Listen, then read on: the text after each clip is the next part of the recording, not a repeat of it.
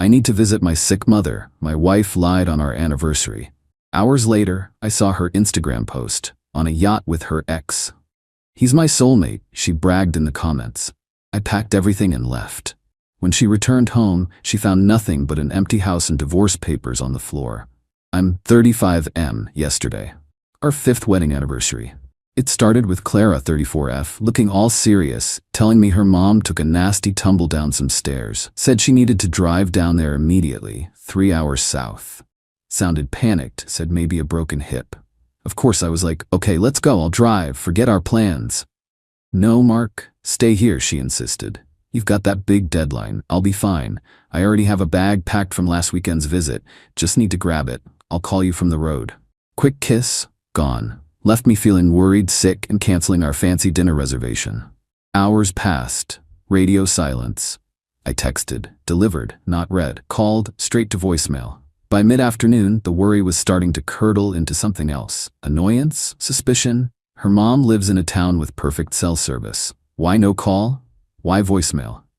Around 4 p.m. my phone buzzed. Not Clara. A DM on Instagram from Chloe 30s, someone we know peripherally. More an acquaintance from Julian's 36M Clara's ex circle. I barely know her. The message read, "Hey Mark, sorry if this is weird, awkward, but wasn't Clara going to see her mom today? Only asking BC Julian just posted this." Attached was a direct link to Julian's latest IG post. My thumb hesitated for maybe half a second before clicking. And there it was. Crystal clear photo. Julian, grinning like an idiot, arms slung around my wife. Clara, both holding champagne flutes, leaning against the railing of a massive yacht. Blue water, sunny sky, definitely not her mom's inland town. The caption under Julian's post, "Some connections never fade." My blood ran cold. I clicked on the comments, scrolling fast, a few mutuals liking it, some generic, looks fun comments. Then I saw it, a comment from Clara's own account, "He's my soulmate, always has been." Soulmate, posted publicly, on our anniversary, while supposedly at her injured mother's bedside. The pre-packed bag, the rushed exit, the radio silence. It all snapped into focus with brutal clarity. I didn't explode, didn't even feel rage, not yet. Just this profound, ice-cold certainty. It was like watching a movie scene click into place. This wasn't a mistake, a misunderstanding. This was a calculated betrayal. So I calculated too. First, screenshots, everything. The post, the comments, the timestamp. Saved them securely. Second, checked the lease on our rental house. Still solely in my name, thank God for that detail. Third, suitcases. Out they came. I spent the next few hours packing my life. My clothes, my books, my tech, my personal effects, anything verifiably mine. Left the shared stuff, ignored hers completely. Fourth, called my friend Dave. 35M, need your spare room. Clara's situation blew up. He just said, keys under the mat. Come whenever. Solid dude. Fifth, called a shark of a divorce lawyer recommended by a colleague. Explained calmly, emailed the screenshots. Consider it done, he said. Papers would be ready by morning. Before leaving, I gathered Clara's immediately visible stuff. Shoes by the door, jacket on the chair, makeup on the counter, and put them in her suitcases near the front door. A small, petty gesture? Maybe. Felt necessary. The last step, placed a plain manila envelope on the bare living room floor. Inside, printouts of Julian's post, her soulmate comment highlighted, and a single sheet with the lawyer's name and number stating divorce papers were being filed. Locked up, drove to Dave's, turned off my phone. The house looked hollowed out when I left. Felt fitting. The hurricane hits when she docks her yacht and comes home to reality. Let it rain. I'm already somewhere else. Update 1, approx 3 days later. Alright, quick update for those following this train wreck. Thanks for the DMs and comments. Weirdly grounding to know I'm not totally nuts for reacting this way. So, the catamaran Casanova and my soon-to-be ex-wife returned yesterday. I was safely ensconced at Dave's place, phone strategically off until my lawyer gave the green light, papers officially filed and served via his office later that day. When I did turn it on, apocalypse. Dozens of missed calls, voicemails escalating from tearful confusion. Mark? Where are you? What happened? To pure venomous rage. You asshole, you did this. Texts were a whole novel of accusations and demands. I let the lawyer earn his retainer, ignoring everything until confirmation of service. Then, I picked up one call. Mark, what is this? The house is empty. Divorce papers. Are you insane? Me, Clara, I moved out. It's over. Over? Because of a stupid picture? Julian felt sorry for me because my mom was sick. He was just cheering me up. The lie morphed impressive. Me, Clara, Chloe sent me the link. I saw the post. I saw your comment. He's my soulmate. Always has been. On our anniversary. While your mother was supposedly laid up with a broken hip. Don't insult my intelligence. Clara, a beat of stunned silence, then fury. Chloe? That bitch. She twisted it. You can't just leave. This is our home. Where's my stuff? You stole my things. The lease is in my name. I left. Your immediate belongings are in your suitcases by the door. For everything else, contact my lawyer to arrange collection. Don't call me again. Clara, my lawyer will eat yours alive. You will pay for this. You abandoned me. She hung up screaming threats. 2 Act 2. Maya, 32F, the sister-in-law from hell, called me about an hour later, already fed a distorted version of events. Maya, Mark, Clara is devastated. How could you be so cruel? Throwing her out over a misunderstanding.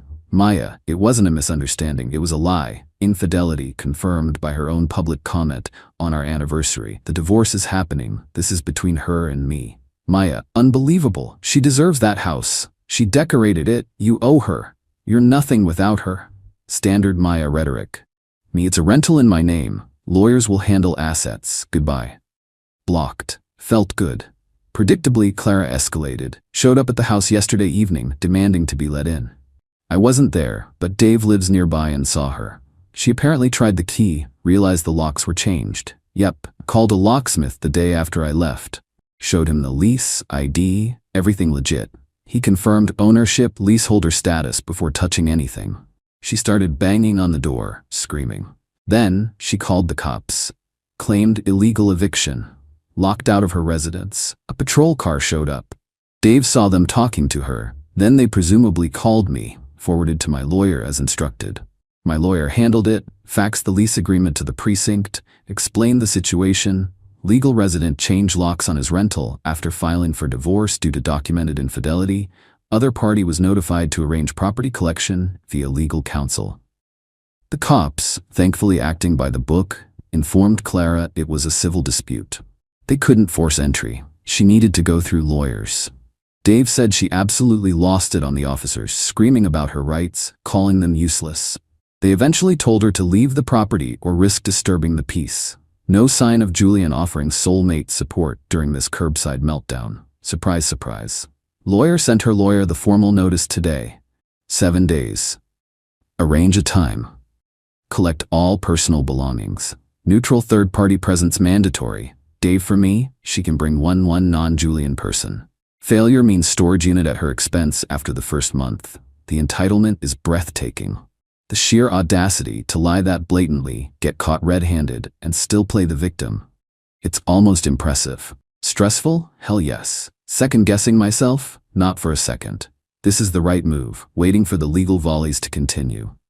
Final update, approximately 2 weeks later. Alright folks, final dispatch from the front lines of my spectacularly imploded marriage. Thanks for sticking around. Writing this out has been weirdly therapeutic. The last couple of weeks were something. Clara's lawyer came back swinging, trying to argue the 7-day notice for her stuff was unreasonable duress. Demanded unlimited access, claimed half the furniture, even stuff I bought before we married, and tripled down on the insane spousal support demand, based on emotional abandonment and her fragile state. Apparently yacht trips with exes are traumatizing when you get caught. My lawyer, bless his expensive, cynical heart, basically laughed it off. Sent back a polite FU letter citing the lease, the date she effectively vacated, anniversary yacht day, the evidence, and reiterated, 7 days, get your shit or it goes to storage. Period. The smear campaign kicked into high gear, as expected. Clara and Maya were telling everyone I was mentally unstable, controlling, threw her out for texting an old friend, conveniently omitting the yacht, the soulmate, the lie. Some people drank the Kool-Aid. Sucks, but whatever.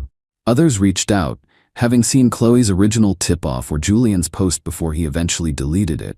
Too late, screenshots live forever. Chloe actually got some nasty DMs from Maya, calling her a backstabbing bitch. Chloe just blocked her. Julian, meanwhile, sent one pathetic text. Dude, chill out, it wasn't serious. Blocked him too. Now for the climax. Operation Get Your Crap Out. Clara's lawyer finally agreed to the deadline, day 7, 4 p.m. pickup. Clara and Maya showed up, late, naturally. Dave was there, stone-faced, to supervise. I stayed far away. According to Dave, it was pure entitlement theater. They walked in, saw her stuff still in closets' drawers, aside from the suitcases I initially packed, and Clara started wailing. He expects me to pack after humiliating me like this? Maya joined in. This is psychological abuse, making her relive the trauma. Dave just checked his watch. The agreement, confirmed by your lawyer, was collection of personal belongings by 5 p.m. It's now 4:40. You have 20 minutes. Cue frantic, angry packing. They were stuffing things into cheap garbage bags, complaining loudly. Tried to take a painting my parents gave me. Dave shut that down. Tried arguing about a coffee maker we bought together. Dave pointed to the personal belongings only clause in the lawyer's letter. Maya apparently puffed up like an angry toad, muttering about calling the cops again for harassment. Dave just raised an eyebrow. 5 p.m. hit. They were nowhere near done. Maybe got 60% of her stuff. Mostly clothes. Clara started demanding more time, tears streaming. Maya unleashed a torrent of abuse at Dave. He just stated calmly, "The agreed time is over. You need to vacate the premises." He literally held the door open until they left, leaving piles of bags and loose items behind. The next morning, movers arrived. Everything left behind, inventoried, photographed, packed professionally and shipped to a storage unit. First month paid by me. Contract, and invoice sent certified mail to her lawyer, stating the unit and payment became her responsibility in 30 days. The ultimate consequence? Clara apparently ghosted the storage company. Never paid the bill after the first month, never cleared it out. Ignored their calls and letters sent to her lawyer's office. So, after the legally required waiting period and notifications, poof, her remaining possessions were auctioned off. Designer shoes, clothes, keepsakes she didn't grab, gone. All because she couldn't follow a simple deadline stemming from her own shitty choices. That, my friends, felt like justice. Cold, simple, and entirely self-inflicted. Divorce is final. The judge wasn't impressed with her emotional distress claims after seeing the IG evidence and the timeline. Spousal support was minimal, statutory standard for a very limited time. We split the meager actual marital assets 50-50. Her lawyer tried to fight for more, but had zero leverage. Last I heard, she's crashing with Maya. Julian? Vanished like mist once the financial and logistical reality of her situation set in. The soulmate connection apparently didn't extend to paying her bills or helping her move. Shocker. Me? Still in the rental. Feels quiet but clean. Started therapy, highly recommend. Rebuilding friendships, focusing on work. Does it still hurt? Yeah, sometimes the betrayal hits fresh. But mostly, relief. Freedom. I didn't orchestrate some mastermind revenge plot. I just reacted, drew boundaries, and let the consequences play out naturally. She built the yacht, she sailed it, and she ultimately sank it. I just refused to go down with her. Thanks for reading my saga, Reddit. Time to close this chapter.